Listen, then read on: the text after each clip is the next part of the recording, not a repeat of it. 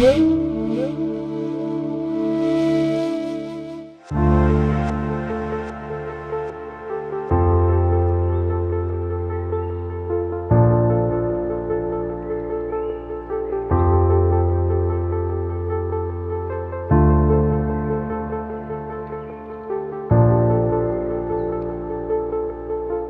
the dreaming state, one's consciousness is almost covered and one sees many inauspicious things.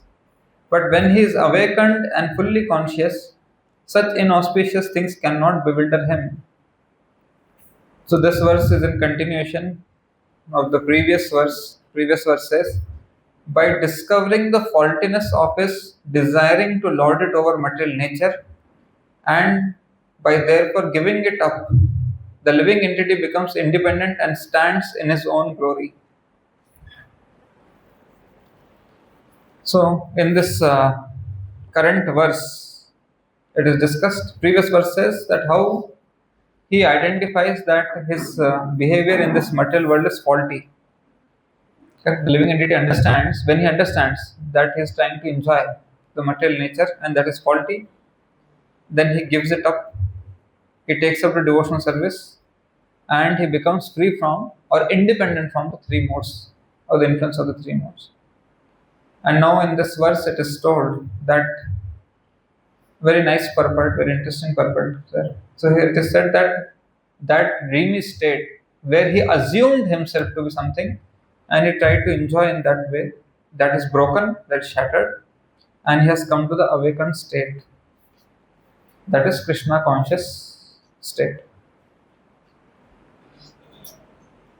In the 8th chapter, Arjuna has asked some questions to the Lord. Right.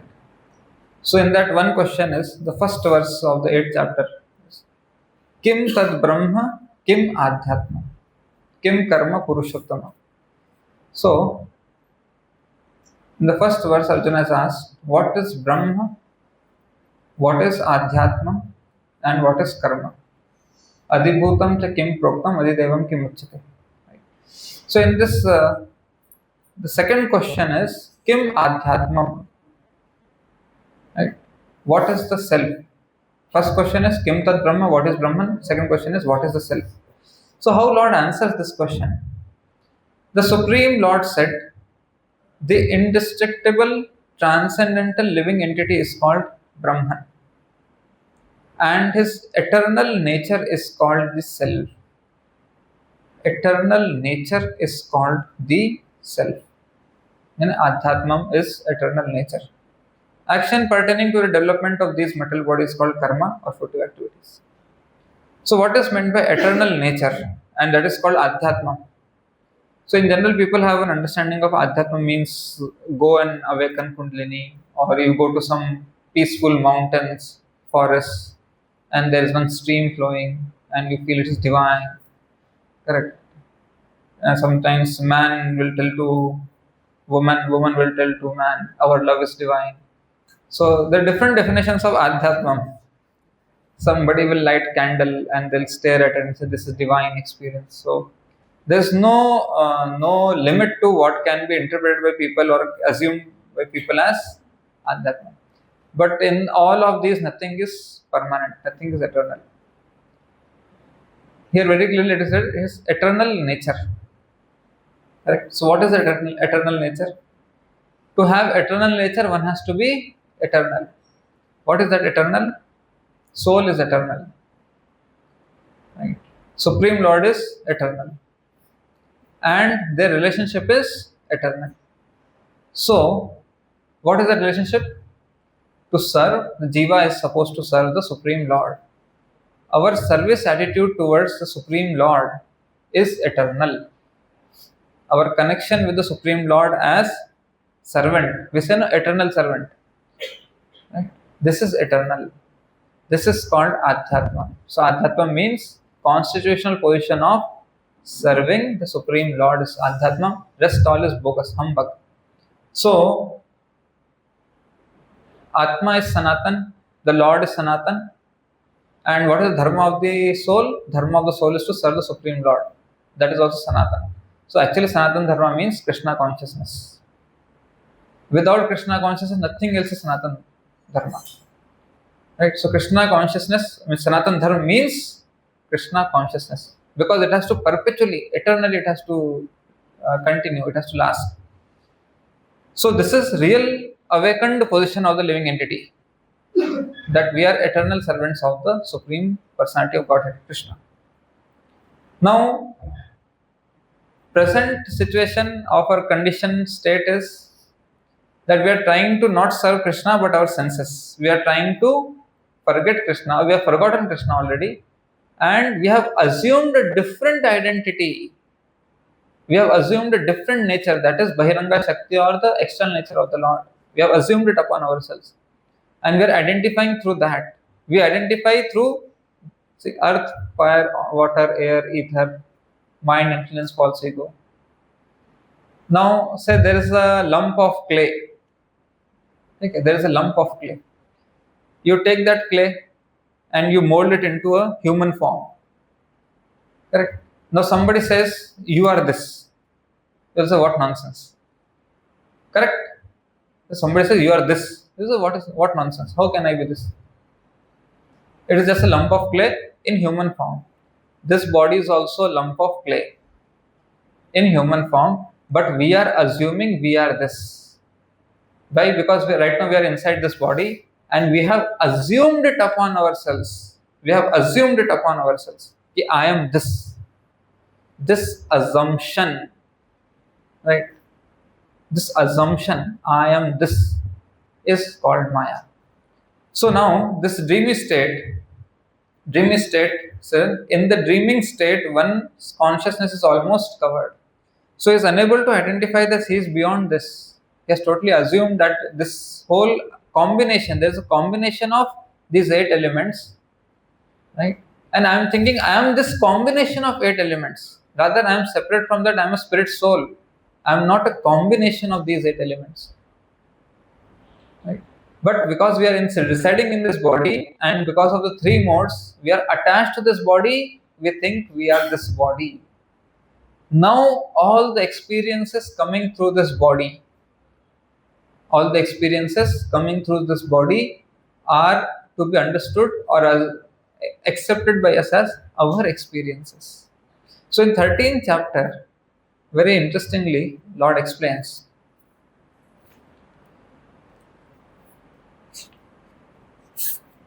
Kshetra, Kshetragya, Jnana, Ge, and Purusha, Prakriti. So Lord explains,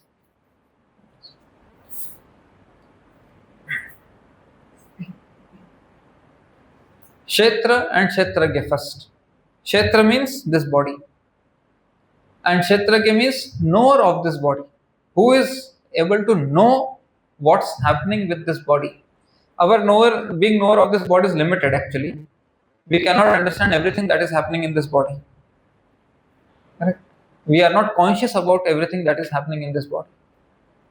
Correct? Every moment we breathe in, blood carries oxygen to all the cells. Again we breathe out, it transforms into carbon dioxide and we exhale. So we are not conscious of how each atom of oxygen is connected to blood and going to the cells. We eat food, it converts into energy, we feel energetic. We don't eat food, energy drains out. So we only do the activity of eating food, but how it's converted into energy, we are not conscious. So our consciousness is limited, but still we are conscious to a certain extent. So Lord explains, Kshetra means the body, and Kshetragya means knower of the body, who knows about its individual body. Then there is another Kshetragya, that is super soul, he knows all the bodies. Now, this Kshetragya or soul is called as Kshetragya. Gya means knowing. Gyan, from that Gyan comes. One who knows the body. He is not the body, just knowing the body. But right now what happens? We assume we are the body. Now, further Lord explains, Jnana Ge, he explains. Now he comes to Purusha Prakriti. So in the 21st verse, there is an interesting word what's mentioned by the Lord. Nature is said to be the cause of all material activities and effects. Whereas the living entity is the cause of the various sufferings and enjoyments in this world. Nature is Prakriti, living entity is Purusha. So now the Kshetragya is trapped in the Kshetra. Soul is trapped in the body. What is he going through in the body? That Lord is explaining. Okay. Once he has assumed the body, what experience he undergoes, what he feels, what is the situation. So here, very interestingly, nature is said to be the cause of all material activities and effects, whereas the living entity is the cause of the various sufferings and enjoyments in this world. Now, when the soul is trapped in the body, this body is formed by a combination of his past karma and guna. Correct? Whatever karma guna he had, in that Lord has taken some portion and given him this body. This body will go by certain rules. Right? We see different people have different natures. Their body reacts to different situations. Somebody can tolerate heat. Somebody can tolerate cold. Right? Some people in cold they become very restless. Some people in heat they become very restless. So different bodies are combination of previous karma and guna, and they act differently. Somebody can eat very spicy food, nothing happens. Somebody is very plain food. If you give that person plain food, he'll go, "Oh, what is this? क्या बीमार का खाना खिला दिया," like that. So different bodies work differently. Their ruchis, the senses, their ruchis, their attractions, their combinations, interactions are different. Now, what happens here? The three modes drive a living entity to work in certain way. Okay? The way the body is designed, he will work. Prabhupada gives example of dog. A living entity is in a dog's body, he will act like a dog. Right? So his behavior will be like a dog only. The moment he'll see a human being, he'll start wagging tail, or he'll throw some biscuit, then I'll go and sit next to him. That is designing of that dog is like that. Right? He'll behave like that. He can't help it. Right? Somebody gets the body of a tiger, so as soon as he sees a deer, he'll immediately, this is my food. Dog will not see a deer and think it is my food. Right? Elephant will not see a deer and think it is my food. So their designing is like that. In the same way, the human body is also designed like that, with certain combination of karma. Now, the living entity, how he utilizes this body, that decides whether he'll enjoy or suffer. So, if he misuses his body, right, under the influence of modes, Prakriti will give him negative reaction, he will suffer. If he utilizes his body in positive way, Prakriti will give him positive reaction, he'll enjoy accordingly. So, we are the cause. Now, all this is happening. Kshetra, Kshetragya, Purusha, Prakriti, everything is happening in dreaming state. Right? All this good, bad, proper, improper, everything, the duality, hot, cold, auspicious, inauspicious, happiness, sorrow, all this is happening in dreaming state. In dreaming state, this body creates happiness, this body creates, a comfortable situation, uncomfortable situation. The material nature creates comfortable situation, uncomfortable situation. All this is happening within the dreaming state. But how Maya works is, experiencer is the soul. Right? Soul is only the experiencer. He experiences what is happening. In the course of that experience, he starts thinking, this is happening to me. He doesn't think this is happening to the body or this is happening in the dream. This is the point. Like initiation day, we had lecture by Amidasan Prabhu. So he told one story that there is a man, he's sleeping, and in his dream he is being chased by a tiger. Right. So man is running in the front, tiger is chasing him in the back from behind, and the man is speeding up in the dream. Tiger is also speeding up. Man is further faster running, and the tiger is also faster running. This is all happening in the dream. The man is scared. In the dream, that attack is happening. But if you see in the real, he'll be sweating. He'll be breathing very fast, and he'll get up with a shock. Who has experienced the dream? The person has experienced the dream. No, the experiencer is different. Dream is different. Dream is happening in another dimension. But he is thinking it is happening to me. Rather, it's not happening to him. Right? So, because of this experience, only experience, there is no threat to his life. He is comfortably sitting, sleeping in his soft bed, AC room and comfortable, this thing, ambience, dim light, everything is very nice, soft pillow.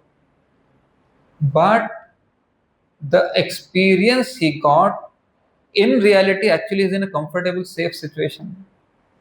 But what he experienced was because of the dream. Why? Because in the dream he assumed that what is happening in the dream is actually happening to me. This is how a living entity gets trapped here. So when a living entity in this material world he comes, whatever he sees, he thinks this is happening to me. This is aham mameti. This is I. This body is myself, and everything connected to this body is mine. Now whatever happens to this body, it's happening to me. Whatever is happening to the my affectionate people or my property or my things, it is happening to me. This misconception is called the dreaming state. And Maya always puts us in the dreaming state. Yeah. So actually nothing is happening to us. We are just getting anxious after anxious. This aham mameti, I and mine, this is a root cause. This is a false ego. False ego means identity. Right? Ego means identity. False ego means false identity.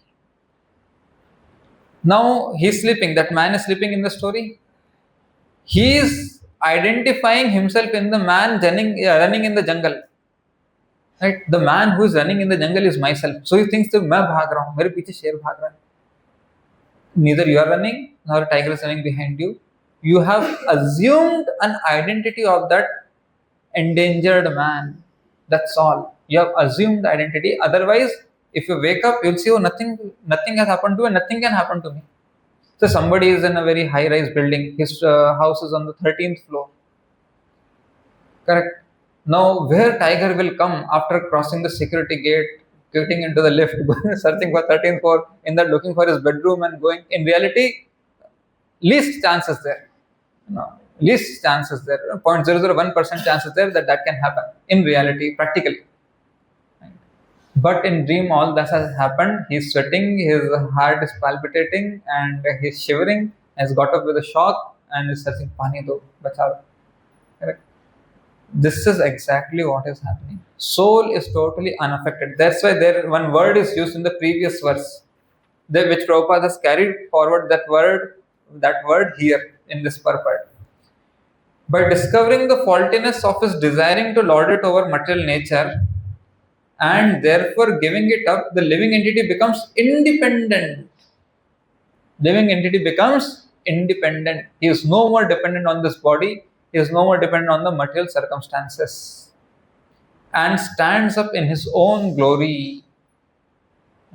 He stands up in his own glory. Now he is not threatened by such dreamy tigers.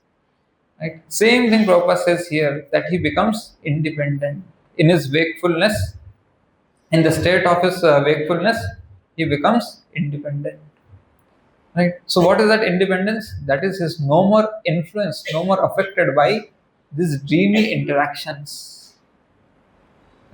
So whenever a difficult situation comes, that's why first step of self-realization is, I am not this body, I am spirit soul. This is very, very essential. This is very, very essential. Unless one realizes that he is not this body, his spirit soul, all his calculations will be on bodily platform. He'll be always anxious. Sada samudvigna dhyam asat grahat. Asat. This dreamy existence is asat. We are trapped in this asat. And we are sada samudvigna. Udvigna means disturbed, agitated. Udvigna. Correct. So, sada samudvigna dhyam asad grahat. A person who is an asad graha, this body is also graha. It's a trap. It's an engagement, right? So if somebody is trapped in asad situation, a dreamy or temporary situation, he'll always be disturbed. So when we are disturbed, first we should understand for what we are disturbed. For what we are disturbed. Because the moment we get disturbed by any material condition, first tendency is to search for a comfortable situation. Correct? If you are disturbed by say we are disturbed by heat, we search for a comfortable situation. Yeah, AC should run. Now power supply is not there, AC is not running. We get disturbed. Yes. Why? Because we are thinking this disturbance is not happening to the body, disturbance is happening to me. Now, if we get to turn on the AC and the situation is comfortable, we feel relaxed. That means our relaxation and disturbance are dependent on body's relaxation and disturbance. If body is disturbed, we are disturbed. If body is relaxed, we are relaxed. We are increasing our bodily concept of life. We are getting attached to bodily comforts, and our happiness or distress are depending on bodily situation, not on our spiritual existence. Like the sleeping man's happiness or distress is depending on what is happening in the dream, not the comfortable ambience of his room. He is comfortable in his room, but he is disturbed because he is attached to the dream. He is attached to that asat, temporary situation. He got involved into it. He assumed that situation upon himself, despite being in a comfortable, safe, very secure situation. He is feeling disturbed because he is attached to asat. That's why Prahlad Maharaj says, Sada samudvigna dhyam asat graha. Anybody who gets into the asat graha, he will be always disturbed. Right? So first thing is, when there is an uncomfortable situation, we look for comfort. If we get that comfort, then we get attached to, mind gets attached to more and more comfort. Next time also I want, next time also I want. Now by Lord's arrangement, if next time you don't get that comfortable situation, then immediately our agitation expresses. Right? Immediately our disturbance expresses or comes out. Why? Because we are attached to the bodily comfort. We assume I am this body, body is okay means I am happy, body is not okay means I am not happy. So Lord says, Tam Stitikshasva Bharata. If you start tolerating these things and remain undisturbed in these situations, then you can come to the spiritual platform. Now there is a question by Arjuna. In Bhagavad Gita, there is a question by Arjuna on hearing Lord's statement that somebody who is not disturbed is situated in divine consciousness. So, Lord says, when your mind is no longer disturbed, right, by the flowery language of the Vedas, and when it remains fixed in trance,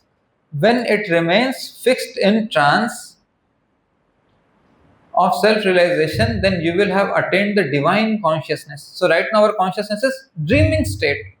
That is bodily consciousness. We are conscious of the dream, the tiger and chasing.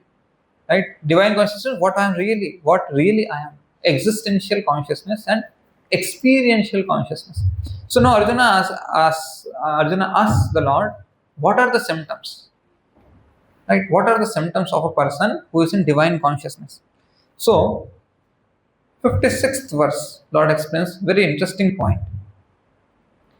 One who is not disturbed in spite of the threefold miseries, right? Who is not elated when there is happiness and who is free from attachment, fear, and anger is called a sage of steady mind. So, first part of this is one who is not disturbed in spite of the threefold miseries. So, here Lord says that miseries will come. Correct? Miseries do come.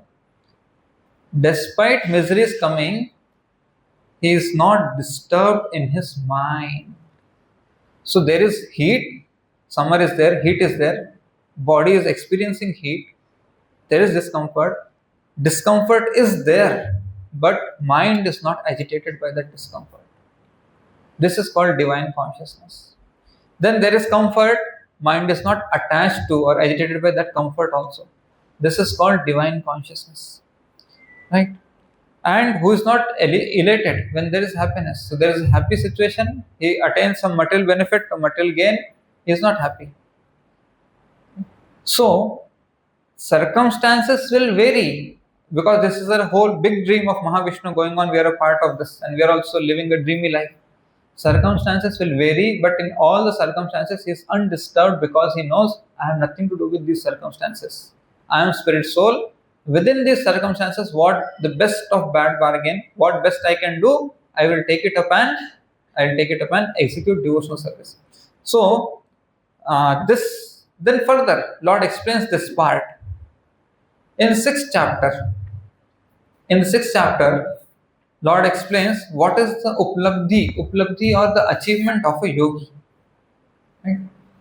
One who has attained samadhi or the state of trance, who has totally crossed. Here we are seeing.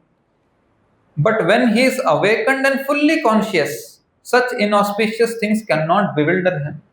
So one who has attained that stage of samadhi or is fully conscious of the Supreme Lord, that trance state, what are his characteristics or symptoms, how he behaves, what he has achieved.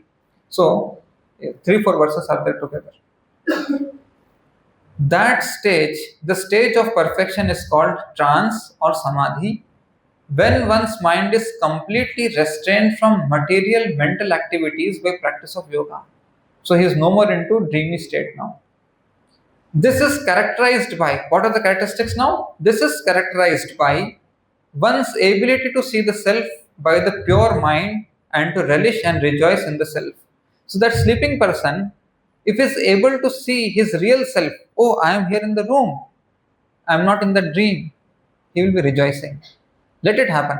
That tiger is also imaginary, dreamy, and that person who's running is also dreamy. I am none of those. Neither I am tiger nor I am that person. Correct? Then in that joyous state, one is situated in boundless transcendental happiness and enjoys himself through transcendental senses. Established thus, one never departs from the truth. So one who is fully conscious, he may get so many dreams. He will never identify himself with the dreams and he will never be affected by those dreams. Right? One never departs from the truth.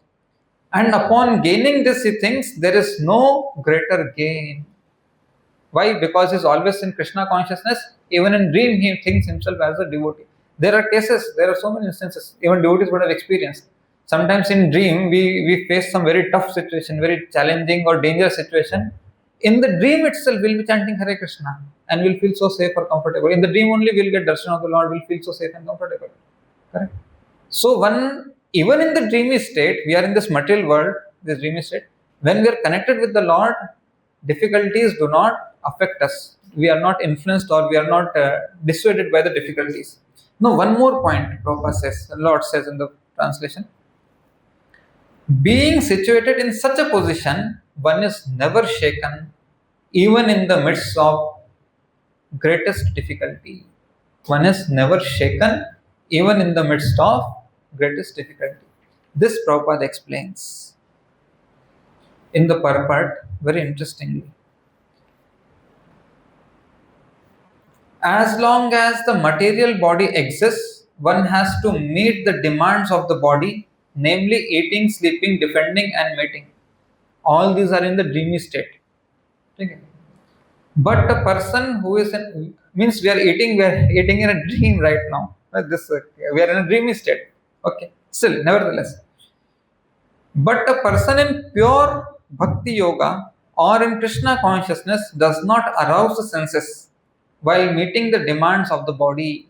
He does not arouse the senses. Right? Arousing senses means involving in the senses and taking pleasure from the senses is called arousing the senses. He knows these are instruments. Right? So he knows what is the real purpose of these instruments. These senses are meant for serving Krishna. Rather, he accepts the bare necessities of life, making the best use of a bad bargain. Right? I am trapped in a dreamy situation. Now, if that person in the dream who is chased by the tiger is a Krishna conscious person, he would have chanted Hare Krishna and kept on running. So the tiger would have disappeared. Right? At least the person who is dreaming, he could have chanted Hare Krishna, the dream would have gone. He would have come out safely from the dream. So, situation is like that. Dream is inevitable, it is coming. But the person, Krishna conscious person or person situated in samadhi or trance, is always remembering Krishna, is always remembering his real identity, Adhyatmam. Kim Tad Brahma, Kim Adhyatmam.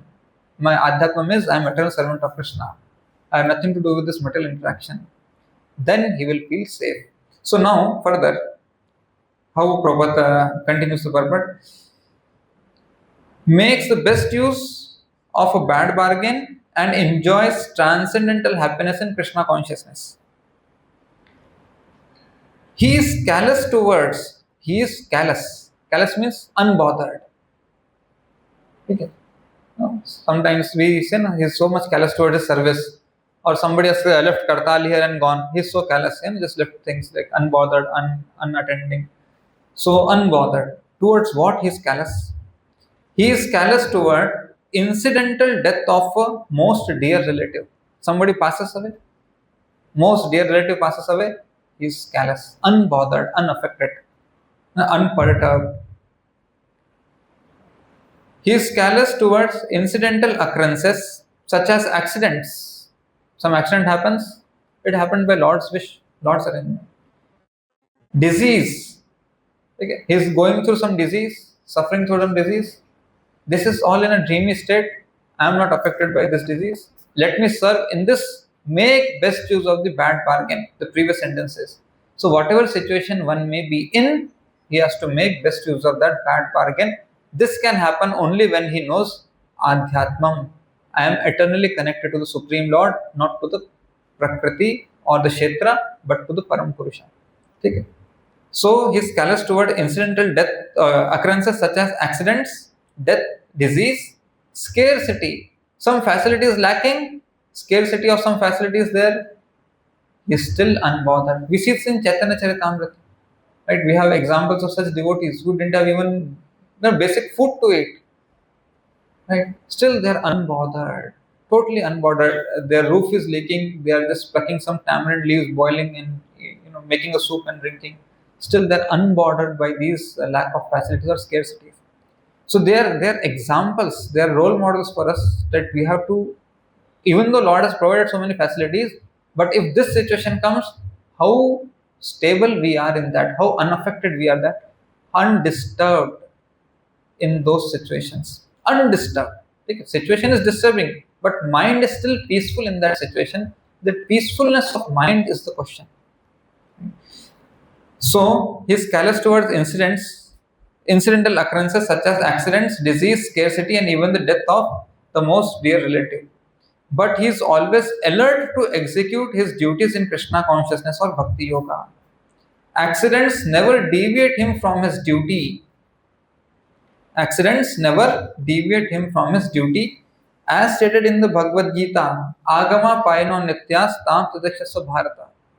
He endures all such incidental occurrences because he knows that they come and go and do not affect his duties. They come and go. Dream has come, dream will go, but I will do my duty. In this way, he achieves the highest perfection in yoga practice. So, Tam Statikshasva is the first principle that Lord teaches in Bhagavad Gita. Unless we learn to tolerate, we will not come out of this bodily concept of life. The more we are attached to bodily comfort and other things, the more we are identifying ourselves with the dream, more we are suffering or enjoying the happenings with this body. Right? And that is how we cannot come out of this dreamy state then. Right? So we'll stop here. Grantha Srimad Bhagavatam ki jai, Sri Prabhupada ki jai.